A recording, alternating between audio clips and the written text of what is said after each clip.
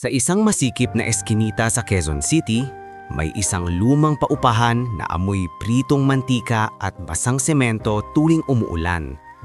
Sa ikalawang palapag nito, sa kwartong halas kasyang-kasya lang ang kama, isang maliit na aparador at electric fan na laging nanginginig sa ingay, nakatira sina Noel Ventura, Lia Marquez Ventura at ang anak nilang si Gio, 1 taong gulang pa lang.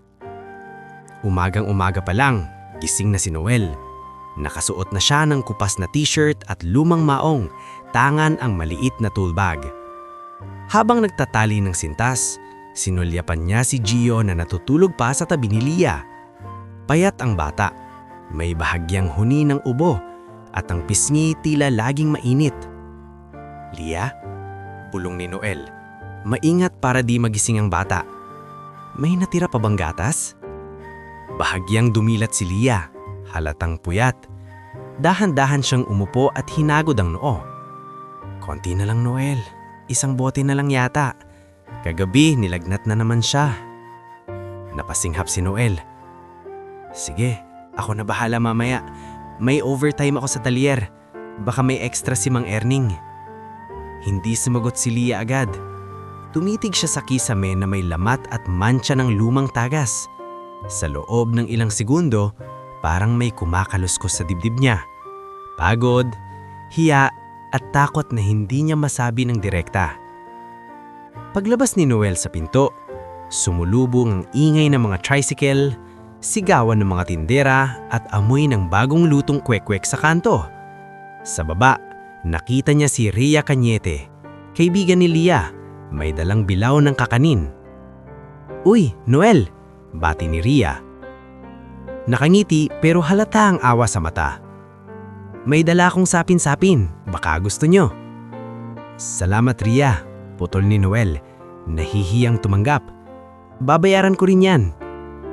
"Ay, bayaran mo na lang pag okay na kayo. Kumusta si Gio?"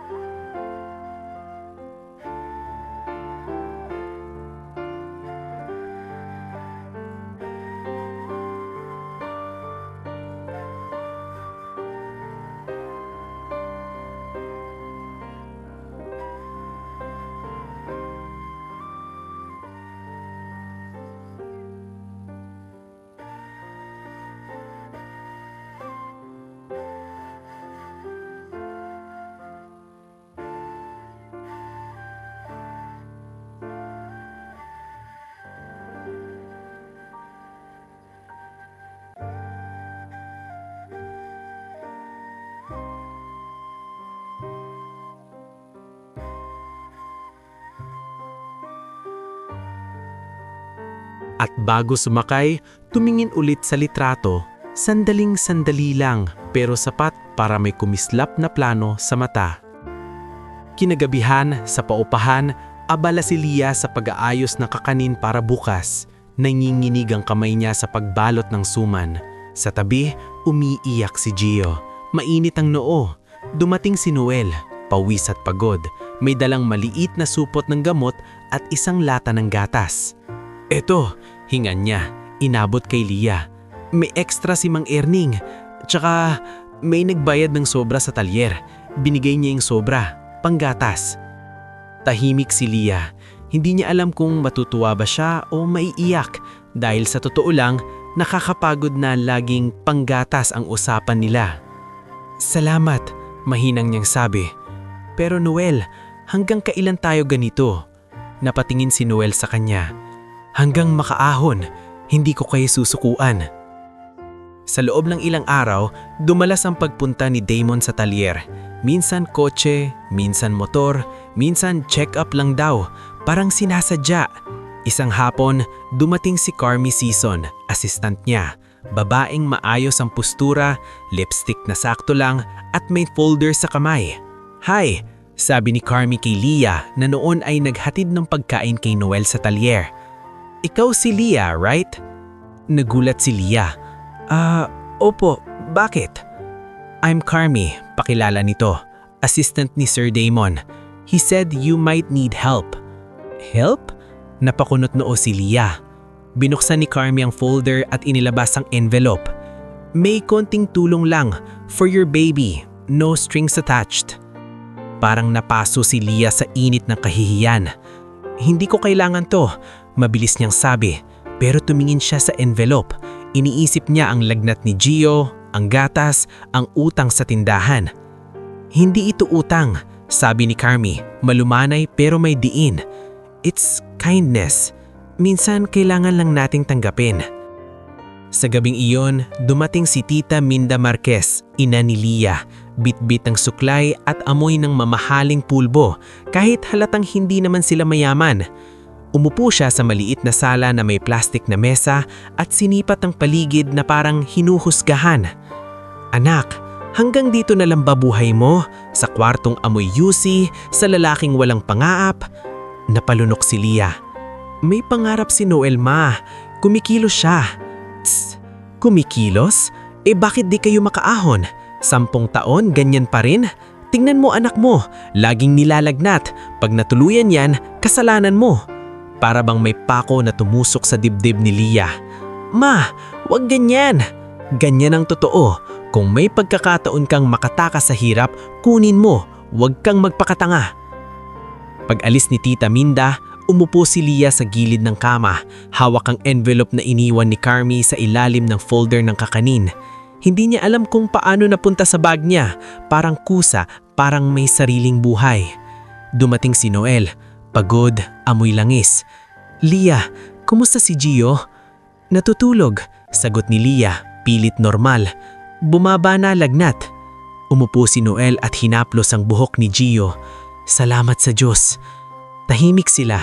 Sa katahimikang iyon, lumaki ang distansya. Hindi dahil sa galit, kundi dahil sa pagod at takot.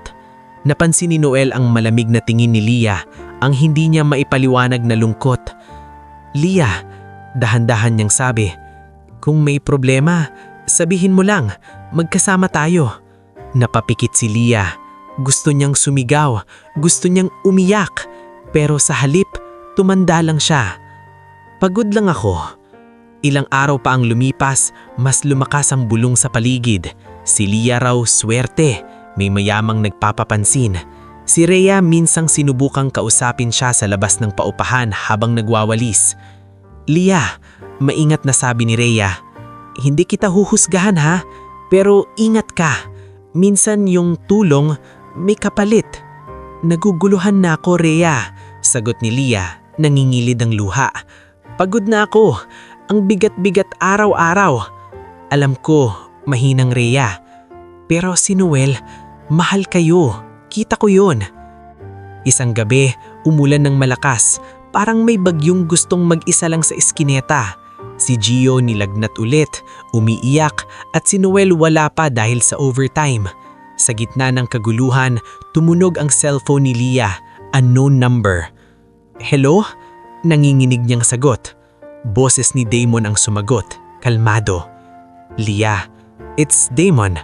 I heard your baby's sick. I can send someone, a doctor, a car, anything." Napaupo si Leah, parang nauubusan ng hangin.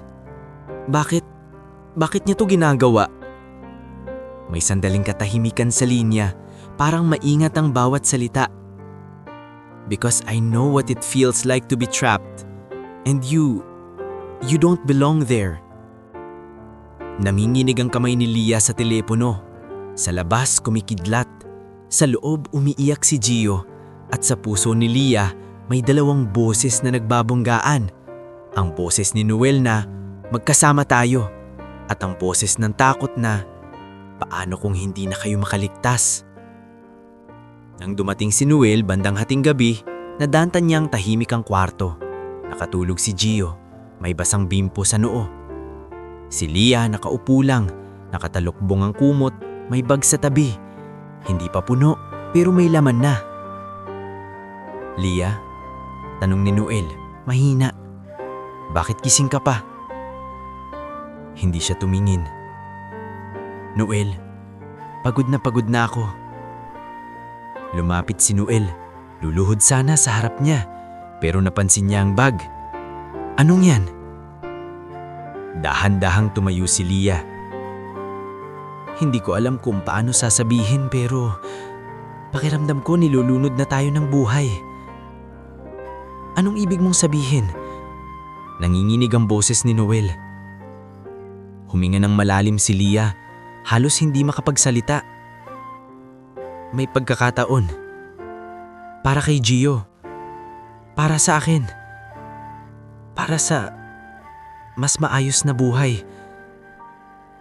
Anong pagkakataon? Tanong ni Noel, pero alam na niya. Ramdam niya na. Hindi sumagot si Lia. Sa halip, tumingin siya kay Gio. Mahaba, masakit. Tapos sa pinto, parang kailangan niyang tumakbo bago siya mabasag. Pagbukas niya ng pinto, humabol si Noel, hinawakan ng braso niya. Lia, please, wag, pag-usapan natin. Kailangan ka namin. Nangingilid ang luha ni Lia. Noel, mahal ko kayo, pero ayoko nang maging ganito habang buhay. Hindi habang buhay. Halos pumutok ang boses ni Noel. Lalaban ako. Lalaban tayo. Pero dahan-dahan niyang binitiwan ng braso niya. Pasensya na. Bulong niya. Halos walang tunog. Hindi ko na kaya. Bumaba siya sa hagdan, bit-bit ang bag. Umiiyak si Noel sa itaas, pero tahimik. Parang ayaw niyang magising ang anak nila. Parang ayaw niyang gawing trauma ang gabing iyon. Sa labas, may sasakyang nakahinto sa kanto. Hindi nakita ni Noel kung ano, pero nakita ni Lia ang silhouette ni Carmi sa loob. At bago siya sumakay, tumining siya pabalik sa paupahan. Bintanang may ilaw, aninong nakatayo. At isang batang natutulog na hindi alam na may isang bagay na babasag sa buhay niya. Pagbalik ni Noel sa kwarto, nanginginig ang kamay niya. Sa mesa, may isang pirasong papel. Sulat kamay ni Lia. Pasensya na. Hindi ko na kaya. Umupo si Noel sa sahig, pinisil ang papel at sa unang pagkakataon sa mahabang panahon, hunayaan niyang bumagsak ang luha. Hindi lang dahil iniwan siya, kundi dahil sa dibdib niya may isang takot na mas malaki pa sa pag-iwan. Ang tanong kung paano niya bubuhayan ang anak niyang mag-isa. At kung kailan niya muling mapapaniwala ang sarili niyang kaya pa niyang tumayo. Nakapulupot pa rin sa kamay ni Noel ang pirasong papel na iniwan ni Lia. Parang kahit ilang ulit niyang tiklupin, hindi nito kayang lumiit ang bigat.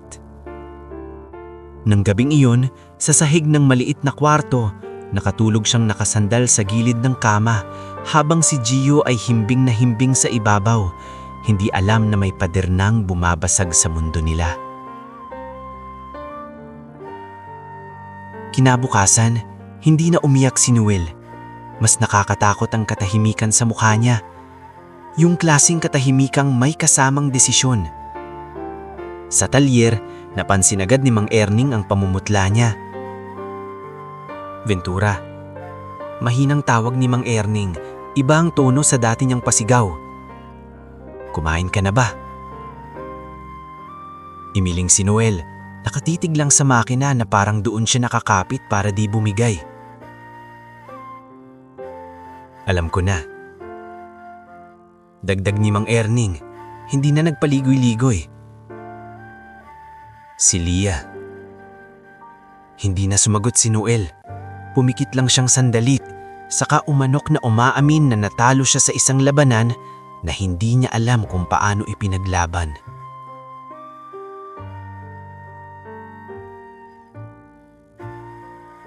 "Makinig ka," sabi ni Mang Erning, lumapit at tinapik ang balikat niya. Walang masamang umiyak. Pero pagkatapos, tumayo ka. May bata ka. "Gagawin ko, Mang." Basag ang boses ni Noel. "Kahit ano." At doon nagsimula ang unang pagsubok. Ang pagpapatuloy ng buhay na parang walang nangyari kahit may bahagi ng puso niyang natanggal. Lumipas ang mga linggo na puro trabaho, puro lagnat, puro gamot. Sa mga gabing hindi makatulog si Noel, si Ate Yanyan Pineda, kapitbahay nilang nurse aide, ang unang naging sandalan. Siya ang nagdadala ng thermometer. Siya ang marunong magpababa ng lagnat nang hindi nagpapanik. Kapag tumataas ang init ni Gio, si Noel halos mawalan ng ulirat. "Dahan-dahan lang," sagi ni Ate Yanyan habang binabasa ang bimpo. "Noel, hinga. Hinga ka. Kung mapapanik ka, mahahawa si Gio. Paano ko kakayanin to mag-isa?" Pabulong ni Noel na ninginig ang kamay. "Hindi ka mag-iisa," sagot ni Ate Yanyan. "May mga tao dito. Hindi mo kailangan magpanggap na bato." Sa mga araw na iyon, si Berto Manansala, tricycle driver sa kanto, naging takbuhan ni Noel. Siya ang nagdadala kay Noel at Gio sa health center kapag gabi na at sarado na ang mga jeep. "Berto, pasensya na naman, istorbo na naman," sabi ni Noel isang beses, buhat si Gio, balot sa kumot. "Oy, wag kang ganyan," sagot ni Berto, pinapaandar ang tricycle. "Hindi kita sinisingil sa pagiging tao." Ang unang taon ay puro survival. Hindi pa pangarap. Survival lang. Pero sa ikalawang taon, may nangyaring maliit na himala na hindi magic, kundi pagkakataon. Isang customer ang nagreklamo sa talyer dahil sa maling diagnosis ng ibang mekaniko. Tahimik na lumapit si Noel, sinuri ulit ang sasakyan at sa ilang minutong pakikinig sa tunog ng makina, natukoy niya ang problema. Isang sensor na hindi napapansin. Nabigla ang customer. "Ikaw lang nakagets. Ilang shop na ko." Napangiti si Noel. Pagod, pero may ningning. "Minsan po kasi, hindi lang tinitignan, kinakakinggan." Iyon ang araw na narinig ni Ate Sabina Lontok ang pangalan niya. Nasa talyer ang abogadang iyon dahil sa sasakyan niyang laging namamatayan ng makina. Naobserbahan niya kung paano magtrabaho si Noel. Walang yabang, walang drama, puro solusyon. Pagkatapos maayos ang kotse, umupo si Ate Sabina sa maliit na upuan at tinignan si Noel. "Noel," tawag niya. "Nag-aral ka ba?" "Hindi po," sagot ni Noel, nahihiya. "High school lang, tapos trabaho na agad." "May utak ka," diretsong sabi ni Ate Sabina, "at may disiplina. Kung bibigyan ka ng pagkakataon mag-aral ng automotive diagnostics, papayag ka ba?" Parang hindi nakapagsalita si Noel. "Paano po? Magkano yon?" "May programa sa TESDA at may partner na training center. Hindi libre lahat pero kaya nating gawan ng paraan. I can help with the paperwork.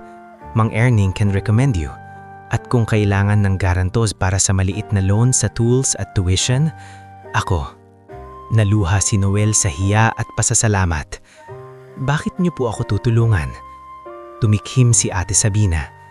"Kasi minsan may mga taong dapat tulungan hindi dahil kawawa, kundi dahil kaya. At ikaw, kaya mo." Sa gabing iyon, pag-uwi niya, nadatnan niya si Gio na natutong magsalita ng mas malinaw.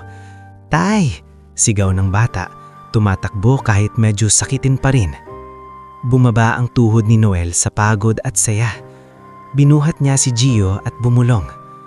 "Anak, lalaban tayo. Magiging okay." Nang magsimula si Noel mag-aral sa gabi, naging mas mahaba ang araw niya. Umaga hanggang hapon sa talyer, Gabi, klase. Uwi, alaga kay Gio. Minsan halos wala na siyang tulog. Doon ulit sumulpot ang mga taong sumalo. Si Ate Yanyan ang nagbabantay kay Gio tuwing may exam. Si Rhea Cañete nagiiwan pa rin minsan ng ulam sa may pintuan. Hindi na nagtatanong, basta iniiwan lang siya. Sa daycare at kalaunan sa public school, si Ma'am Prisca Ocampo ang unang gurong nagbigay ng espesyal na atensyon kay Gio. Hindi dahil anak ng iniwan, kundi dahil napansin niyang matalino. Mr. Ventura, sabi ni Ma'am Prisca sa PTA meeting, hiyapin si Gio pero mabilis pumikap. Kailangan lang ng encouragement. Nakangiti si Noel, pero halatang may dalang pagod. Pasensya na po ma'am, minsan po kasi, late ako makuha siya. Alam ko, at nakikita kong nagsusumikap kayo. Huwag niyong isipin na nag-iisa kayo. May school din na handang tumulong. Sa 3 taon, akala ni Noel sanay na siya sa hirap. Pero may isang pangyayaring sumubok sa mismong pundasyon ng buhay nila. Isang gabi, habang sarado na ang talyer, nag-short circuit ang lumang linya ng kuryente sa may bodega. Nagliyab ang mga kahon ng oil at basahan. Sa ilang minuto, kumapalang usok at nagkagulo ang buong lugar. "Sunog!" sigaw ni Junjun Agbayani, isa sa mga helper. "Tubig! Tubig!" Tumakbo si Noel kahit nanginginig. Kasama si Mang Erning at ilang mekaniko, sinubukan nilang apulahin. Dumating ang bumbero, pero kalahati ng bodega ang natupok. Kasama sa nasunog ang ilang tools ni Noel at mga parts na nakalaan sa mga kliyente. Kinabukasan, habang nagbibilang sila ng pinsala, lumapit si Dario Quintanar, supplier na matagal na nilang kinukuha ng parts. Maayos ang polo, malinis ang sapatos at may ngiti na parang nakapaskil. "Earning," sabi ni Dario, kunwari nalulungkot. "Grabe nangyari. Pero alam mo naman, negosyo. Kailangan bayaran yung mga nasunog na parts. At since emergency, tataas ang presyo ng supply. Rush fee." Napamura si Mang Erning. "Rush fee sa sunog, ang kapal ng mukha mo." Sumingit si Noel, kalmado pero matigas. "Sir Dario, hindi po makatarungan yan. May records po tayo kung alin ang delivered at alin ang hindi pa." Napalit ang ngiti ni Dario ng malamig na tingin. Ikaw pala yung bata na paangat. Ingat ka, Noel. Maraming gustong pumalit sa'yo sa fleet accounts, lalo na ngayon na mahina kayo. Umalis si Dario na parang nanalo. Doon unang naramdaman ni Noel na ang kalaban pala sa pag-ahon ay hindi lang kahirapan, kundi taong gustong kumita sa pagkadapa mo. Sa mga sumunod na buwan, naghanap si Noel ng ibang supplier, nagtipid at naghanap ng paraan para hindi sila mabaon. Dito niya naisip ang service van, isang lumang L300 na pwedeng gawing mobile repair. Pinag-ipunan niya, tinulungan siya ni Berto sa paghanap ng unit at sina Junjun at Nilo Barameda ang naging unang crew. "Sigurado ka dito?" tanong ni Berto habang tinitignan ng lumang L300. "Hindi ako sigurado sa kahit ano, pero sigurado ako na hindi ako papayag na kainin tayo ng mga tulad ni Dario." Natawa si Berto. "Ayos. Di simulan na natin. Ako bahala sa biyahe, ikaw sa utak." Sa 4 at 5 taon, umandar ang service van. Dito nila nasagip ang maraming stranded na delivery riders at maliliit na negosyo. Isang araw, tumawag ang isang delivery company. Paulit-ulit daw ang engine failure ng isang fleet nila. Ilang shop na ang tumingin, wala pa rin. Pumunta si Noel kasama ang team.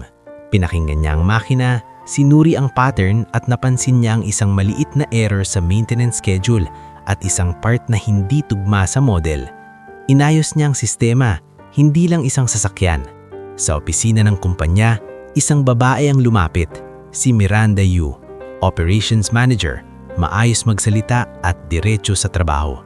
"So, ikaw si Noel," sabi ni Miranda. Tinitignan siya mula ulo hanggang paa, hindi mapanghusga, parang nag-e-evaluate lang. "You fixed what 3 shops couldn't. Sinundan lang po namin yung datos at yung tamang parts." Tumanggo si Miranda. "I like that. I'm offering you a contract, fleet maintenance. Pero clear tayo ha, may standards. Pag pumalya kayo, may penalty. Malaki." Napahigop si Noel. Alam niyang oportunidad iyon, pero parang kutsilyo rin sa leeg. Tatanggapin ko po kasi kailangan ko, pero gagawin ko pong maayos. Lumipas ang mga taon na punong-puno ng puyat at pressure. Minsan halos hindi na makatingin si Noel kay Gio, laging late. Minsan napapagalitan si Junjun at Nilo dahil sa pagkakamali. Tapos magsusorry si Noel pagkatapos dahil alam niyang lahat sila pagod. Sa school, habang umuunlad ang negosyo, si Gio dumaan sa ibang apoy. Bullying. Wala kang nanay. Tukso ng isang bata isang araw. Iniwan ka kasi walang kwenta tatay mo noon. Namutla si Gio, nanginginig ang labi. Bago pa siya makaiyak, may batang babae na tumayo sa harap niya. Si Kyla Meneses, matapang ang tingin. Tumigil ka. Hindi mo alam pinagdadaanan nila. Kung may problema ka sa buhay mo, wag mong idamay si Gio. Nagkagulo. Napatawag si guidance counselor Sir Dax Ledesma. Kinausap niya si Gio sa maliit na opisina. Gio, mahinaon si Sir Dax. Anong naramdaman mo? Nagalit po, sagot ni Gio, pinipigilan ng luha. Pero ayokong manakit. Tumanggo si Sir Dax. Tama. Ang tapang hindi laging suntok. Minsan pagpigil. Minsan pagbangon kinabukasan. Nang malaman ni Noel, hindi siya nagwala. Umupo siya sa tabi ni Gio sa gabing iyon at hinawakan ng kamay ng anak. Anak, sabi niya, hindi ko kayang burahin yung nangyari. Pero kaya nating ipakita na hindi tayo natatapos sa iniwan. Babalik po ba si Mama? Tanong ni Gio, inosente at masakit. Napatigil si Noel. Huminga siya ng malalim. Hindi ko alam, tapat niyang sagot. Pero kahit ano ang mangyari, nandito ako. Hindi kita iiwan. Pagsapit ng ika-10 taon, ang maliit na service van ay naging 2, naging 3. Ang talyer ni Mang Erning na minsang nasunog, naging mas maayos, at kalaunan, nagkaroon si Noel ng sariling pangalan sa negosyo. Lumawak sila sa multi-branch oro service and parts distribution. Nawala sa kanila si Dario Quintanar sa supply chain dahil napatunayan sa records ang pananamantala niya. Hindi man naipakulong, naputol ang hawak niya sa mga account. Sa puntong iyon, dumating ang isang tahimik na investor, si Santino Velasquez, dating seafarer na ayaw ng ingay at media. Nakilala siya ni Noel sa isang repair job sa sasakyan ng kapatid nito. Hindi ako mahilig sa partners, sabi ni Santino sa unang usap. Pero gusto ko yung paraan mo, walang yabang, may sistema. Kailangan ko po ng taong hindi mangiiwan sa gitna, sagot ni Noel. Kasi sanay na ako sa iniwan. Nagsalubong ang tingin nila. Tumanggo si Santino. Edi, gawin nating tahimik, malinis, fair. At sa wakas, sa isang mataas na lugar sa Antipolo, nagpatayo si Noel ng bahay. Malaki oo, pero hindi palamuti. May kwarto para kay Gio na may bintanang tanaw ang city lights. May maliit na garden na pinangarap ni Ate Yanyan para sa fresh hangin. May simpleng receiving area na hindi pang mayaman ng yabang, kundi pang pamilyang gusto lang huminga. Sa araw na natatos ang bahay, tumayo si Noel sa gitna ng bakanting sala, kasama si Gio, si Mang Erning, Ate Yanyan, Berto, Ma'am Priska at kahit si Ate Sabina na tahimik lang sa gilid. Si Miranda nagpadala ng simpleng bouquet at si Santino nakasandal lang, nakangiti. Tay, bulong ni Gio, nakatingala sa kisame. Ang laki. Hindi napigilan ni Noel ang luha. Hindi ito luha ng pagkatalo, kundi luha ng taon-taong pagtitiis. Hindi ito para ipamukha sa iba, sabi ni Noel. Halos pabulong pero narinig ng lahat. Para to sa'yo. Para sa atin. Para sa mga gabing akala ko, hindi na tayo aabot. Humawak si Gio sa kamay niya. Aabot pa tayo, no? Tumanggo si Noel. Pinisilang kamay ng anak. Oo anak, aabot pa. At this time, hindi na tayo babalik sa dati. Hindi pa tuluyang nauubos ang amoy ng bagong pintura sa mansyon sa Antipolo. May mga karton pang hindi na isasara. May ilang bintanang hindi pa nakukurtina at may mga paso ng halaman sa gilid na si Ate Yanyan mismo ang namili para raw hindi mukhang malamig ang bahay. Pero sa kabila ng bagong simula, hindi enggrande ang unang gabi nila. Simple lang, tinapay, mainit na sabaw, at tawa-tawang pilit habang si Mang Erning at si Berto nagbibiruan tungkol sa laki ng sala. "Hoy Noel," tawa ni Mang Erning, nakaupo sa plastic chair na parang di bagay sa mansyon. "Kung dito ako titira, araw-araw akong matutulog sa sahig para di ko makita pagod ko." "Mas okay pa rin po kayo sa talyer, Mang," sagot ni Noel. Ngumiti pero halata ang pagod. Sa gilid, si Gio nakatayo malapit sa bintana, pinagmamasdan ng city lights. Hawak niya ang kamay ng tatay niya. At sa tono ni Noel kaninang, "Hindi na tayo babalik sa dati," may bigat na parang panata. Kinabukasan, tahimik ang umaga. Mahamog. Yung hangin sa antipolo, malamig na may dalang amoy ng damo. Gumising si Noel ng maaga, gaya ng nakasanayan, kahit di na niya kailangang bumiyahe sa talyer araw-araw. Habit na, parang katawan niya mismo ang ayaw tumigil. Si Alma Gatchalian, house manager na kinuha ni Noel hindi dahil pang mayaman, kundi gusto niyang may sistema. Unang lumabas sa kusina para maghanda ng almusal. Si Alma, nasa 40. Matalas ang mata at hindi madaling mapaamo ng drama. "Sir Noel," tawag niya habang naglalapag ng plato. "May schedule po tayo mamayang tanghali. Meeting sa supplier. Tapos si Attorney Sabina dadalaw daw para sa papers ng property tax." "Oo, Alma," sagot ni Noel. Humigop ng kape. "Salamat." Si Gio bumaba, nakapambahay, buhok na sabog, pero malinis ang aura. Hindi na siya yung sanggol na nilalagnat sa paupahan. Ngayon may sariling tindig, mahiyain pero alerto. "Tay," sabi ni Gio, "pwede po ba ako sa garden mamaya? Magbabasa lang." "Pwede," sagot ni Noel, ngumiti. "Basta wag ka lalayo sa gate. Sabihin mo kay Kuya Roldan pag lalabas ka." Sa labas ng gate, si Roldan Ibanez, head guard, nakapwesto, nakadamit pang security, hindi pala salita, pero marunong magbasa ng tao. Sa dami ng dumaraan sa gate, alam niya agad kung sino ang may pakay at sino ang may balak. Bandang 10:00, may humintong sasakyan sa may dulo ng driveway. Hindi ito yung mamahaling SUV na inaasahan ng mga tao sa mansyon. Sedan lang, maayos pero hindi flamboyant. Bumukas ang pinto. Bumaba ang isang babaeng naka-blazer na medyo luma na ang tahi, pero pinipilit gawing elegante. Sa unang tingin, maganda pa rin, pero sa mata, may bakas ng 10 taong pagod na tinakpan lang ng pulbos. Si Lia. Huminto siya sa harap ng gate na parang hinihingal kahit hindi naman siya tumakbo. Sumilip siya sa loob. Malawak na bakuran, maayos na landscape, at sa gitna ang bahay na parang hindi niya kailanman iniisip na mapapatayo ng lalaking iniwan niya. Kasunod niyang bumaba si Carmi Season, dalang folder at bag. Maseryoso ang mukha ngayon kaysa noon. Parang may kaba na hindi maikubli. Lumapit si Roldan, hindi bastos pero hindi rin magaan ang tono. "Good morning po. Ano po ang pakay?" Napatingin si Lia kay Carmi, saka bumalik kay Roldan. "Ako si Lia Ventura. Asawa." Natigilan siya, parang nabara sa lalamunan ng salitang asawa. "Ako po ang nanay ni Gio." Hindi kumurap si Roldan. "May appointment po ba?" "Wala," mahina niyang sagot. "Pero kailangan ko lang makausap si Noel, please." Tumingin si Roldan sa loob, saka dinangkot ang radyo. "Ma'am Alma, may nasa gate po. Sabi po si Lia Ventura." Sa kusina, narinig ni Alma ang pangalan. Hindi siya nagulat sa kung anong pakiramdam. Hindi siya yung klase ng taong binabagsakan ng emosyon sa unang rinig, pero umigting ang panga niya. "Sir Noel," tawag niya, lumapit sa dining. "May nasa gate po, si Lia Ventura."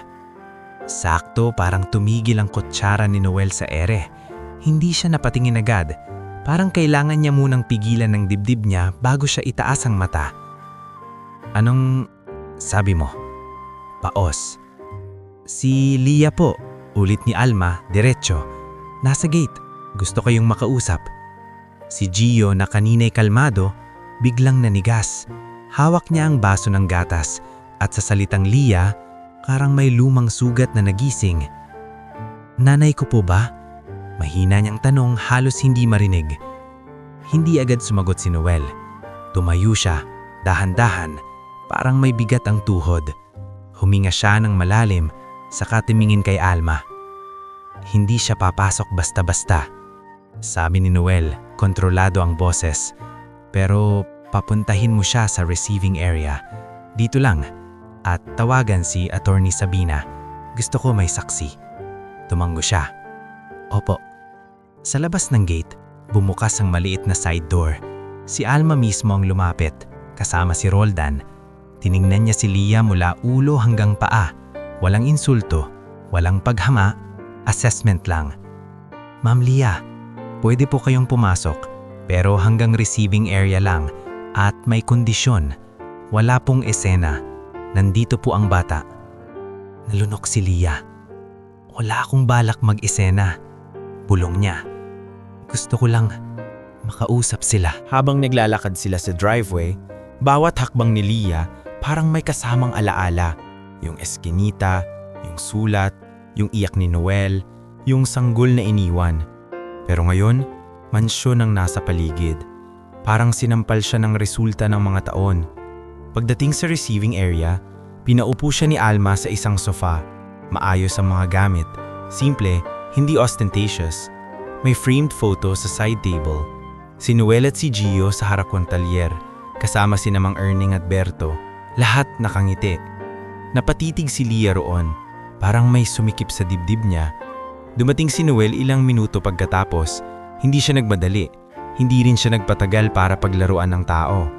Dumaan siya sa pintuan, tumigil sa tapat ng sofa at tumingin kay Lia na parang tumitingin sa isang pader na dati niyang tinawid pero ngayon ay mataas na. Bakit ka nandito? Tanong ni Noel. Walang sigaw. Mas masakit pa sa sigaw ang tono. Malamig na kontrol. Tumayo si Lia, nanginginig ang kamay. Noel? Simula niya, pero agad siyang naluha. Alam kong wala akong karapatan pero gusto kong magpaliwanag. 10 years, sagot ni Noel. Mababa ang boses. 10 taon kang nawala, ngayon ka magpapaliwanag? Sa gilid, pumasok si Attorney Sabina Luntok. May dalang maliit na folder. Tinignan niya si Noel. Tumango lang, saka tumingin kay Lia. Good morning. Maayos niyang bate. Nandito ako para maging witness lang. Proceed. Si Carmi nakatayo sa may pinto, hindi makatingin ng direkta. Halatang may dinadala siyang guilt at takot. Hindi ko kayo iniwan dahil ayoko kay Gio, nanginginig na sabi ni Lia. Alam ko, madali sabihin yan ngayon, pero noon, nalunod ako, Noel. Gabi-gabi, takot ako. Takot ako na mamamatay si Gio ng gutom o sakit. At oo, umalis ako. Pinili kong umalis. Nagugutom din kami noon. Putol ni Noel, naningilid ang mata, pero hindi bumibitaw. Pero hindi ako umalis. Alam ko, hikbi ni Lia, at yon ang kasalanan ko. Huminga si Noel, saglit tumingin sa bintana, parang ayaw niyang makita ang mukha ni Lia ng matagal. Anong gusto mo ngayon? Hindi agad nakasagot si Lia, parang nahihiya siyang banggitin, pero nandito siya at kailangan niyang sabihin. Gusto kong makita si Gio, sabi niya, halos bulhong. At Noel, alam kong marami kang pinaghirapan, pero wala akong trabaho ngayon. Wala akong matakbuhan. Tumigas ang panga ni Noel. So, pera. Napayuko si Lia. Hindi lang pera, pero kailangan ko ring mabuhay. Tahimik si Attorney Sabina. Si Alma nakatayo sa gilid, nakamasid, handang sumingit kung kailangan. Si Carmi biglang nagsalita, mahina. Sir Noel, Ma'am Lia, hindi ito ganun kasimple. Tinignan niya si Noel. Carmi, sabi niya, kilala niya ang mukha. Ikaw yung assistant noon. Ikaw yung nag-abot ng envelope. Namutla si Carmi. Oo, amin niya. At hindi ko ipinagmamalaki. Saka bumukas ang hagdan sa may likod. Si Gio dahan-dahang bumaba. Parang hindi niya alam kung tama ba ang ginagawa niya. Nakatingin siya kay Lia na parang tumitingin sa isang taong nasa lumang litrato. Kilala pero hindi kabisado. Tumayo si Noel, mabilis pero maingat. Gio, Sabi niya, hindi galit, proteksyon. Bumalik ka sa taas. Pero si Gio hindi gumalaw. Lumapit siya ng kaunti, hawak ang rail. Nasa boses niya ang pagtataka at sakit na pilit pinipigil. Sino po kayo? Tanong ni Gio. Diretsong-diretso parang batang walang alam sa script ng mga matatanda. Parang binarail si Lia sa dibdib. Nahawak niya ang bibig. Lumabas ang luha na hindi niya na kayang pigilan. Ako, nanginginig niyang sagot. Ako si Lia. Ako ang nanay mo. Hindi agad nag-react si Gio. Tumingin siya kay Noel, parang humihingi ng konfirmasyon. Si Noel, tumanggo. Mabigat. Nanay? Ulit ni Gio, parang tinatakamang salita kung paano bigkasin. Bakit po kayo nawala? Napikit si Lia, umiyak ng mas malakas. Kasi mahina ako, sagot niya. Hindi na nagpalusot. Kasi tumakbo ako. Kasi pinili ko ang mali. Sa sandaling iyon, si Noel naramdaman niya parang may humila sa puso niya. Hindi awa, kundi pagod na pagod na pagod na alaala. Pero pinigilan niya ang sarili. Hindi siya pwedeng bumigay sa harap ng anak nila. Lia, sabi ni Noel, mas matigas. Makinig ka. Kung ang pakay mo ay pumasok dito at angkinin ang buhay na pinaghirapan ko, hindi mangyayari. Hindi ko inaangkin. Pilit ni Lia. Pero binanggit mo ang pera, putol di Noel. At ayokong madamay si Gio sa gulo mo. Sumingit si Attorney Sabina. Mahinahon pero malinaw. Ma'am Lia, legally, hindi kayo entitled sa property na na-acquire ni Mr. Ventura after separation. Kung walang marital property claims na na-file noon at kung may evidence ng abandonment. Pero hindi ito hearing. Usapan ito ng pamilya. Ang tanong, ano ang tunay niyong layunin? Napatigil si Lia. Tumingin siya kay Gio. Saka kay Noel. Gusto kong bumawi. Sabi niya, pabulong. Kahit hindi ko alam kung paano. Tahimik si Noel. Sa loob ng katahimikan, may kumuluskus sa cellphone ni Carmi. Isang bagong message. Nakita ni Noel ang pag-igting sa mukha niya. Ano yan? Tanong ni Noel mapanuri. Naninginig si Carmi. Message po, sabi niya. Halos di makalunok. Galing kay Sir Damon. Tumayo si Alma. Lumapit. Basahin mo. Utos niya, hindi nakikiusap. Binuksan ni Carmi ang phone. Nasa screen ang maikling mensahe. Pero parang kutsilyo ang bawat salita. Kunin mo ang dapat makuha. Huwag kang papalya. Namutla si Noel. Si Attorney Sabina napatingin kay Noel, alerto. Si Lia parang sinampal ulit ng katotohanan. Hindi lang pala siya bumalik dahil sa sariling konsensya. May multo pa rin ng lalaking naging dahilan ng paglayo niya. At sa gitna ng receiving area ng mansion, sa bahay na simbolo ng pag-ahon, biglang bumigat ang hangin. Dahil naramdaman ni Noel na ang pagbabalik ni Lia ay hindi lang simpleng paghingi ng tawad. May kasunod itong gulo. May kasunod itong laban. At ang pinakamalaking tanong ngayon, hindi na kung babalik si Lia, kundi kung paano niya poprotektahan si Gio sa mga taong handang wasakin ang katahimikan kapalit ng pera. Nanatiling nakabukas ang screen ng cellphone ni Carmi at sa maikling mensahe ni Damon, kunin mo ang dapat makuha, huwag kang papalya. Parang may malamig na kamay na humawak sa batok ng bawat taong nasa receiving area. Si Lia nakatayo pa rin sa harap ng sopa, nanginginig ang tuhod. Si Gio nasa gilid ng hagdan, nakatingin sa lahat, parang batang biglang naipit sa away ng matatanda. Si Noel nakatayo sa pagitan nilang dalawa, parang pader na handang sumalo ng anumang bato. Damon, bulong ni Lia, halos walang boses. Hindi niya ako tinitigilan. Dahan-dahan kinuha ni Noel ang phone mula kay Carmi, hindi marahas, kontrolado. Binasa niyang muli ang message, saka itinasang mata. 10 years, sabi niya. Hindi sa tono ng panunumbat lang, kundi sa tono ng pagbuo ng puzzle. 10 years kang nawala tapos ngayon may Damon pa ring umaaligid.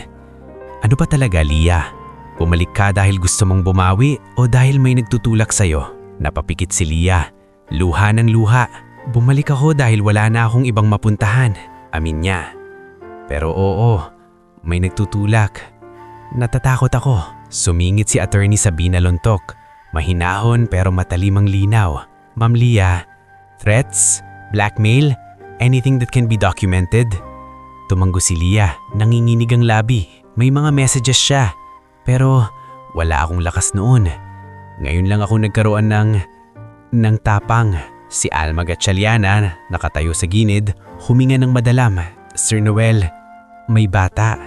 Baka pwede po munang ilayo si Gio. Tiningnan ni Noel ang anak. Si Gio nakatingin sa kanya. Hindi umiiyak pero halatang tinatago ang takot sa pag-ipit ng daliri sa rail. Gio, sabi ni Noel, lumapit at hinawakan ang balikat ng bata. Aakyat ka muna. Si Alma sasama sa'yo, okay? Tumanggi si Gio. Pero bago umakyat, tumingin siya kay Lia. Hindi galit, hindi yakap. Tanong lang, si Lia halos bigay, pero pinigilan niya ang sarili. Sorry, bulong niya kay Gio. Sapat lang para marinig ng bata. Umakyat si Gio kasama si Alma. Sa taas, dinala siya ni Alma sa maliit na reading nook na may bintana. Gio, sabi ni Alma, mas malambot na ang boses kaysa kanina. Hindi mo kasalanan to. Ang trabaho mo ngayon, huminga. Magpahinga. Kung gusto mong umiyak, okay lang. Hindi sumagot si Gio agad. Umupo siya, yinakap ang tuhod. Ate Alma, nanay ko po ba talaga yon? Oo. Pero may mga bagay na matagal niyang tinakasan.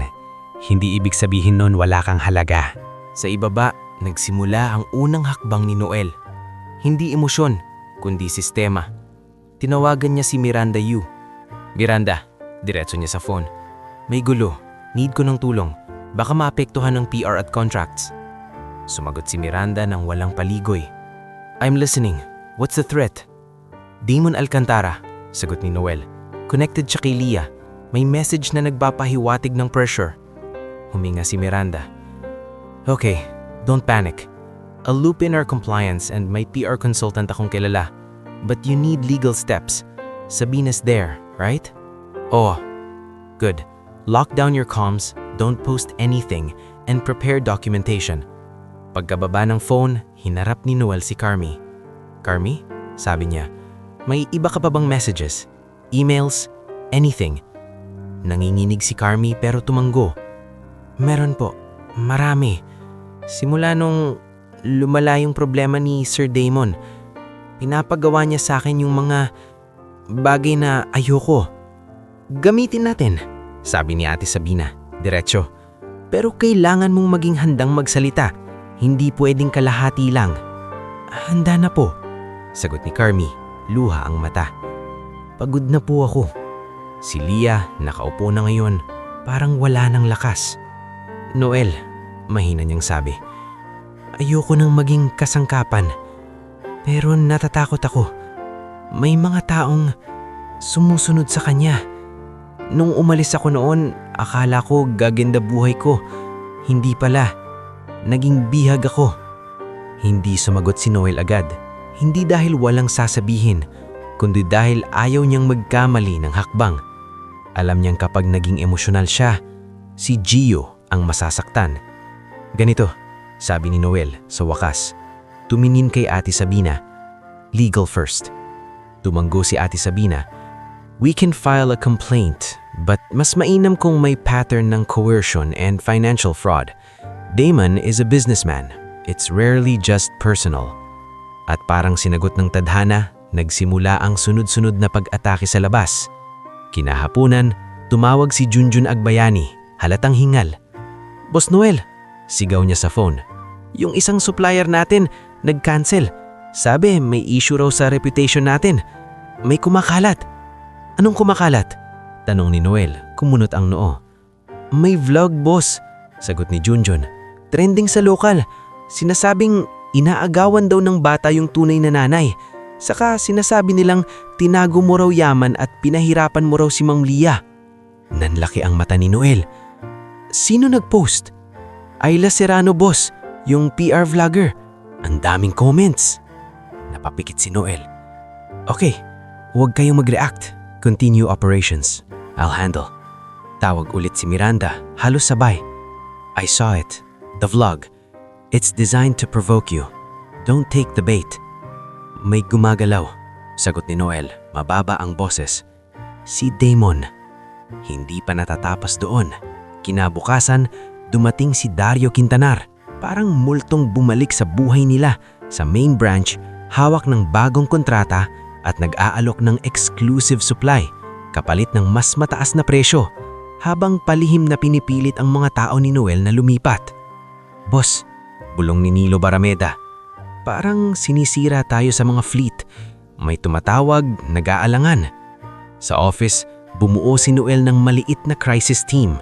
Nandoon si Miranda, via call, si Ate Sabina, si Santino Velasquez at si Mang Erning na kahit retired-ish na, hindi pumayag na maiwan si Noel sa gulo.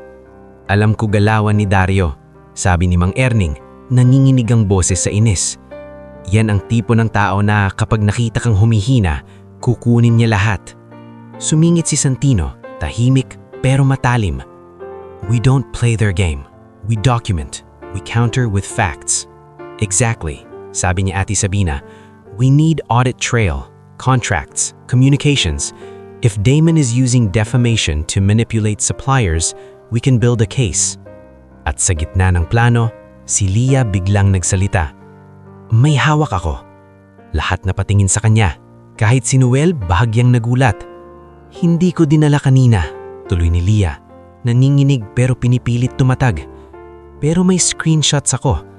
Messages ni Damon. May mga transaction details kasi pinapapirma niya ako noon sa mga papel na hindi ko naiintindihan. May mga email thread na si Carmi rin ang nakasisi. Ayoko na nito. Gusto kong ibigay. Tahimik si Noel. Ang unang reaksyon niya ay duda, pero nakita niya sa mata ni Leah ang takot at isang uri ng pagsuko sa kasinungalingan. Bakit ngayon?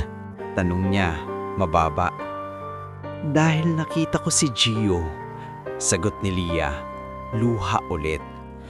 At nung tinanong niya ako kung bakit ako nawala, doon ko na-realize na wala na akong pwedeng itago.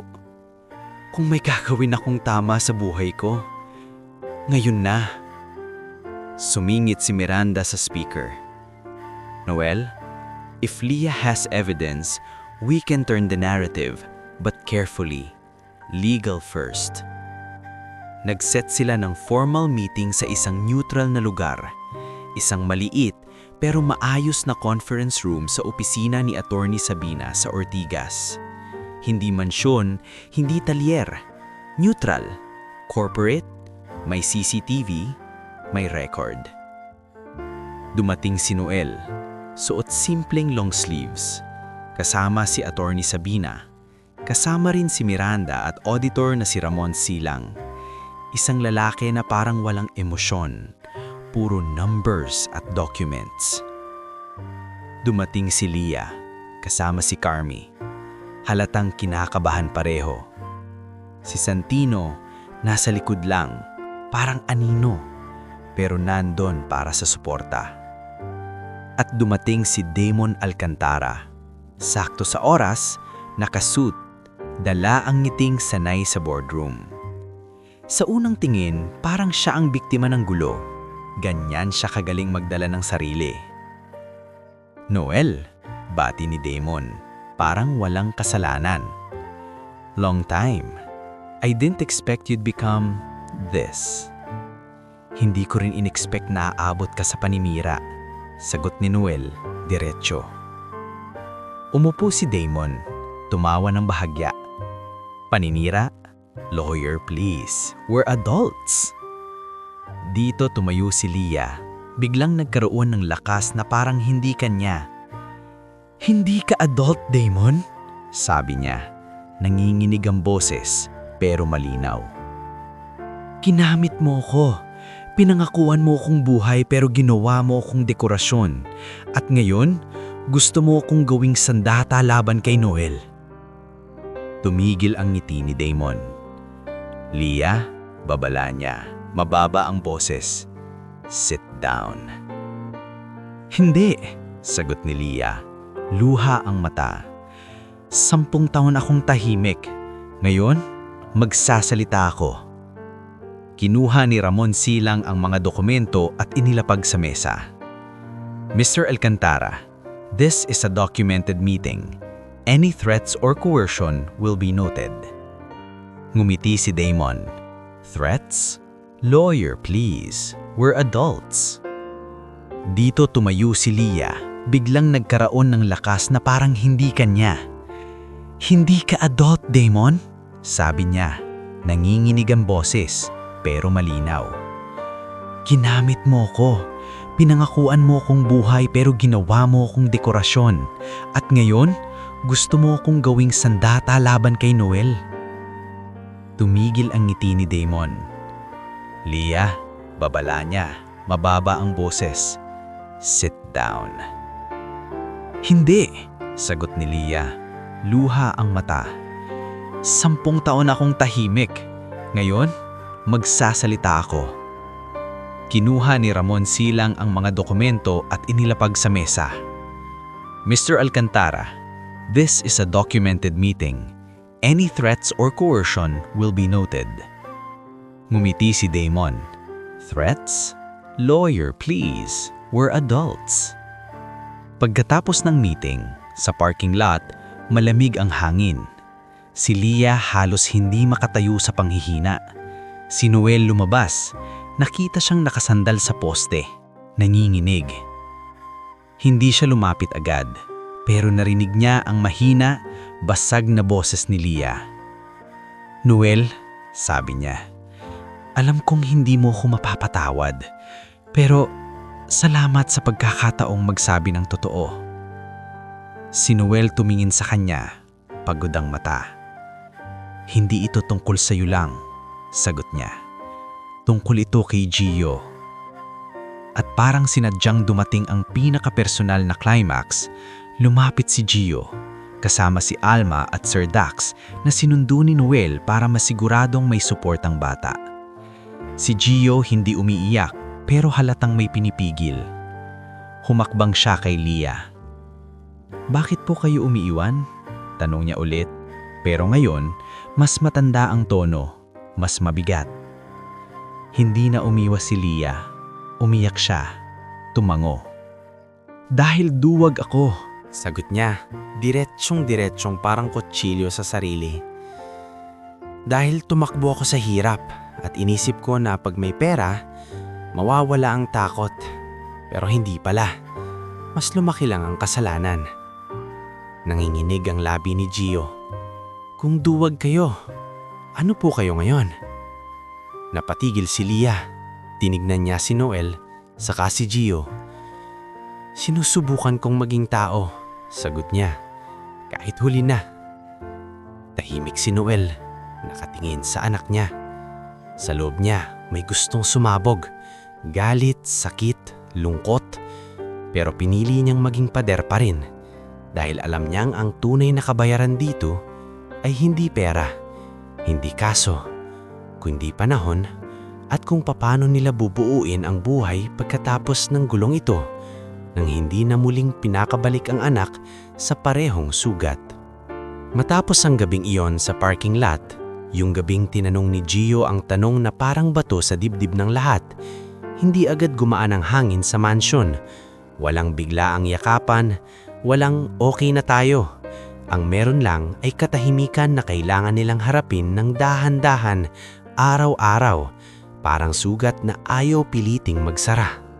Kinabukasan, sa breakfast table, tahimik si Gio. Hindi siya nagreklamo, hindi siya umiyak. Kumakain lang siya ng itlog at kanin pero halatang malayo ang isip. Si Noel nakaupo sa tapat niya, hawak ang tasa ng kape. Hindi rin alam kung anong unang sasabihin na hindi sisira sa bata.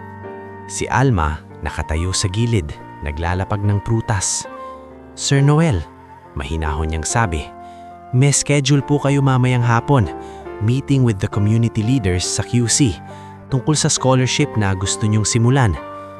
Tumanggo si Noel, parang nakahawak sa bagay na magpapaalala kung bakit siya bumabangon.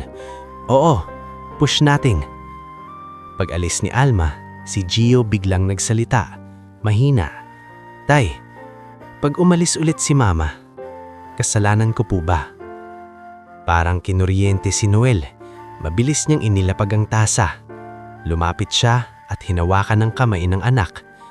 "Hindi," sagot niya. "Walang pagdududa. Walang kahit anong mangyayari na magiging kasalanan mo. Naiintindihan mo? Wala." Napatanggo si Gio, pero hindi pa rin nawawala ang bigat sa mata. Bandang 10:00, dumating si Attorney Sabina Lontok sa mansion, dala ang ilang papeles. Si Noel at si Santino Velasquez nag-usap sa library, isang simpleng kwarto na puno ng folders at books, hindi pang display. Nandoon din si Miranda Yu sa video call at si Ramon Silang ang auditor na nagpapadala ng reports. Damon's case is moving, sabi ni Attorney Sabina habang naiayos ang mga documents. But even if he gets charged, expect he'll try to pull strings. The important thing is, you maintain transparency. Hindi ako magtatago, sagot ni Noel. Ayoko na ng ganyang buhay. Gusto ko tahimik. Then let your actions speak, sabi ni Miranda sa speaker. If you're serious about the foundation, now is the time. It changes the narrative organically, hindi dahil sa PR, kundi dahil consistent sa pagkataam mo. Tumanggo si Noel. Sa loob ng ilang linggo, nagsimula siyang bumuo ng scholarship at skills grant program, hindi lang para sa awa, kundi para sa mga batang tulad niya dati na may utak pero walang daan. Pinangalanan niya ang programa bilang Earning Berto Skills Grant, isang simpleng pangalan na parang hindi bagay sa corporate world, pero yun ang punto. Hindi ito tungkol sa Noel Ventura brand, ito ay tungkol sa mga taong sumalo sa kanya noong wala siya. Nang pumunta sila sa Quezon City para sa unang community meeting, bumalik si Noel sa lugar na dati niyang tinatahak araw-araw, yung iskinita na amoy usok at mantika. Nandoon si Mang Erning, kahit matanda na, bit-bit pa rin ang yabang niyang pangtalyer. Nandoon si Berto, nakapambahay lang, pero proud. Ate Yanyan, naka-uniform pa galing shift. Nandoon rin si Ma'am Prisca Ocampo at si Sir Dax Ledesma. Dala-dala ang mga listahan ng posibleng scholars. Si Junjun at Nilo, naka-company polo na ngayon. Halatang laki ang naitulong ng negosyo. Mga kababayan, sabi si Noel sa harap ng maliit na multi-purpose hall. Wala siyang script na maganda. Wala siyang dramatic music. Hindi ako nagpunta dito para magpasikat. Nandito ako kasi may mga taong tumulong sa akin noong wala akong kahit ano. Kung may natutunan ako, hindi pera ang nagligtas sa akin. Tao. Nagpalakpakan ng ilan, yung iba tumango lang, naiiyak. Pagkatapos ng meeting, lumapit sa kanya ang isang nanay, si Maribel Santos. May dalang bata na may hawak na lumang notebook. Sir Noel, mahina niyang sabi. Anak ko po, gusto maging mekanik. Kaso, wala kaming pambili ng tools. Ngumiti si Noel, tumingin sa bata. Anong pangalan mo? Jairus po, sagot ng bata, mahiyain. Sige, Jairus, sabi ni Noel. Kasama ka sa ililista natin, pero may kondisyon. Kailangan mong pumasok at tapusin ang training. Walang suko. Opo, mabilis na sagot ni Jairus, kumislap ang mata. Sa mga ganitong sandali, gumagaan ang dibdib ni Noel. Hindi dahil nakalimutan niya ang sugat, kundi dahil may napupuntahan ng pagod. Samantala, sa mansyon, unti-unting binubuo ang isang mas mahirap na bagay, ang hangganan. Si Liha, matapos ang imbestigasyon at paglabas ng ilang dokumento, hindi agad tinanggap sa loob ng bahay. Hindi siya pinagbawalan na mabuhay, pero hindi rin siya binigyan ng karapatang pumasok na parang walang nangyari. Ito ang malinaw na sinabi ni Noel sa isang meeting sa bahay kasama si Attorney Sabina at si Dr. Celine Aragon, isang family counselor na tahimik magsalita pero malalim. Lia, sabi ni Noel nakaupo sa receiving area, hindi ko kayang magpanggap, hindi ko kayang bigyan ka ng pera, at hindi mo rin deserve na angkinin ang pinaghirapan ko. Tumango si Lia, luanan pero tahimik. Hindi ko hihingin, sagot niya, basagang boses. Pero kung gusto mong maging parte ng buhay ni Gio, may proseso. Therapy, supervised visits, walang biglang sleepover, walang biglang, anak balik na tayo. Dahan-dahan, at pag sumuway ka, tapos. Sumingit si Dr. Celine, mahinahon. This isn't punishment. This is rebuilding trust. Trust is built with repetition of safe choices. Tumango si Leah. Handa ako. Then start by being consistent. Hindi sa salita, sa gawa. Sa unang session, si Gio hindi sumigaw. Hindi rin siya lumambing. Umupo lang siya sa couch sa klinik. Hawak ang maliit na libro. Si Leah, nakaupo sa kabilang upuan. Nanginginig ang kamay. Hay, mahina niyang binati. Gio. Hindi siya sinagot agad ng bata. Tumingin lang siya kay Dr. Celine. Parang naghihintay ng signal. Okay lang, sabi ni Dr. Celine kay Gio. You can take your time. Pagkalibas ng ilang minuto, si Gio nagtanong. Diretsyong-diretso parang walang filter. Bakit po hindi kayo bumalik noon kahit minsan? Napayuko si Leah, saka huminga ng malalim. Kasi natatakot ako sa mga ginawa ko. Natakot akong makita ka kasi alam kong masasaktan ka. At mas pinili kong takasan. Mali. Pag takot po kayo, tatakbo ulit kayo? Tanong ni Gio. Hindi galit. Curious na parang scientist na naghahanap ng pattern. Sumakit ang dibdib ni Noel na nakaupo sa gilid bilang guardian. Pero hindi siya sumingit. Hinayaan niyang si Leah ang sumagot dahil yun ang bahagi ng accountability. Hindi ko alam kung kaya kong mangako na hindi na ako matatakot. Pero kaya kong mangako na kahit matakot ako, hindi na ako tatakbo. Kasi ayoko nang maging duwag sa harap mo. Tahimik si Gio. Hindi niya sinabing, I forgive you. Pero sa unang pagkakataon, hindi rin siya umalis agad. Nanatili siya sa upuan hanggang matapos ang session. Sa labas ng klinik, nilapitan ni Rhea Cañete si Leah. Dahil si Rhea, kahit nasaktan noon, hindi nagbura ng pagkatao. Nagkita sila sa maliit na karinderya. Parang balik na sa dati pero iba na ang pakiramdam. Akala ko hindi kita makikita, sabi ni Rhea, nakatitig sa iniinom na tubig. Anong plano mo? Magtrabaho. Hindi na ako aasa sa kung sino. Gusto kong tumayo. Sa kakanin. Tumango si Leah. Kung tatanggapin mo pa ako. Huminga si Rhea saka tumawa ng konti. Hindi masaya kundi bittersweet. Hindi kita kakampihan sa ginawa mo.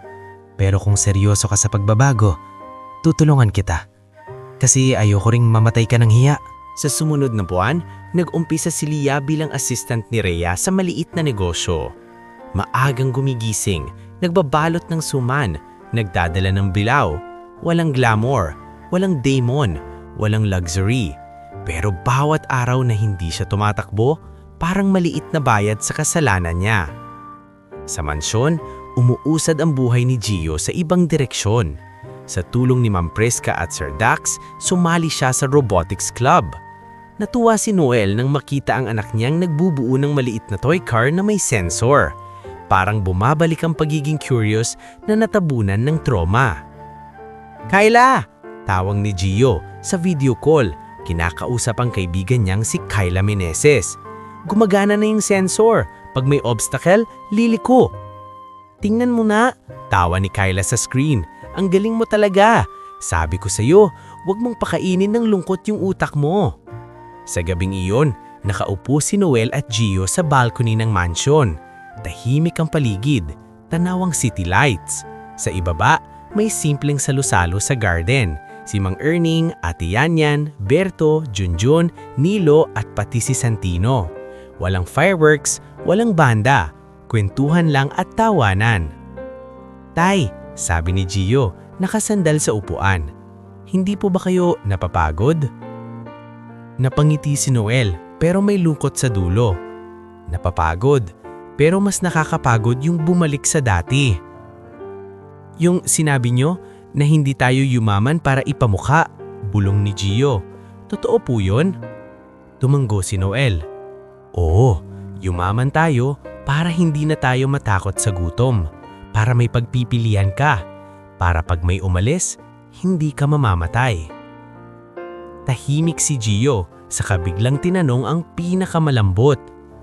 Tay, pag tumanda ako, pwede ko po bang patawarin si Mama kahit hindi pa ngayon? Napahigpit si Noel sa hawak sa railing. Tumingin siya sa anak. Nakita niya ang talino at kabutihan na pinaghirapan nilang protektahan. Pwede, sagot ni Noel dahan-dahan. Ang kapatawaran, anak, hindi utos. Desisyon yon na ginagawa mo kapag handa ka, kahit gaano katagal. Sa malayo, sa ilalim ng streetlight sa labas ng gate, hindi sa loob, hindi pa, nakatayo si Leah. Hindi siya dumalo sa salo-salo, hindi siya nagpilit. Nandun lang siya, hawak ang maliit na lalagyan ng kakanin na ipinadala niya kay Alma para sa mga bisita. Tahimik siyang tumingin sa liwanag sa garden sa tawa ni Gio na naririnig niya kahit malayo. Hindi pa siya kasama sa loob ng buhay na iyon, pero hindi na rin siya tuluyang tinaboy ng tadhana. May puwang, hindi regalo, kundi puwang na kailangan niyang punuan araw-araw ng tamang gawa.